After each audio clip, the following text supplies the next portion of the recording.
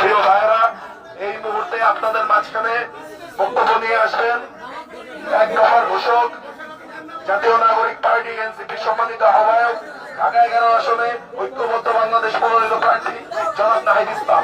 জনাব নাহিদ ইসলাম।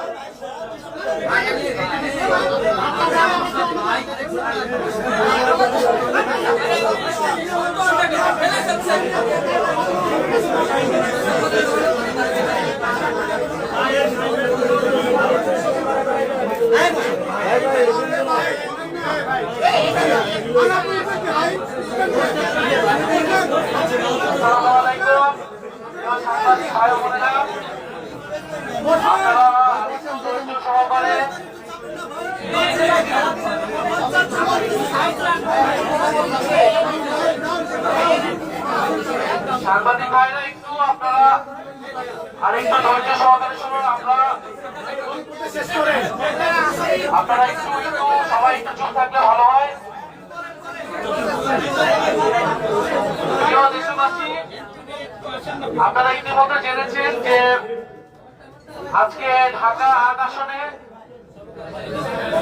ঐক্যবদ্ধ বাংলাদেশ মনোনীত প্রার্থী 11 দলের প্রার্থী জনাব নাসিরউদ্দিন পাটোয়ারির উপর হাবিবুল্লাহ কলেজে সেখানে একটি অনুষ্ঠানে তিনি আমন্ত্রিত ছিলেন। সেখানে সেই অনুষ্ঠানে যাওয়ার পরে তাকে সেখানে বাধা দেওয়া হয় এবং জনাব নাসিরউদ্দিন পাটোয়ারি এবং 11 দলের যারা নেতা কর্মী ছিলেন তার সাথে তাদেরকে ইট পাটকেল ডিম সহ তাদের উপরে আক্রমণ করা হয়।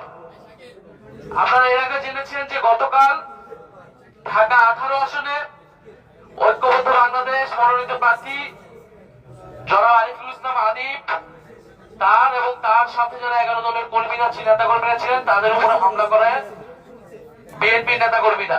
আজকে ঢাকা 8 আসনেও একই চিত্র। এছাড়া আপনারা দেখবেন গত কয়েকদিনে প্রায় 6 থেকে 7টি জেলায় মহিলা জামাতের যারা বোনেরা রয়েছেন, যারা নির্বাচনী প্রচারণা কার্যক্রম করতেছেন, তাদের উপরে হামলা করা হয়েছে দেশের বিভিন্ন জেলায়।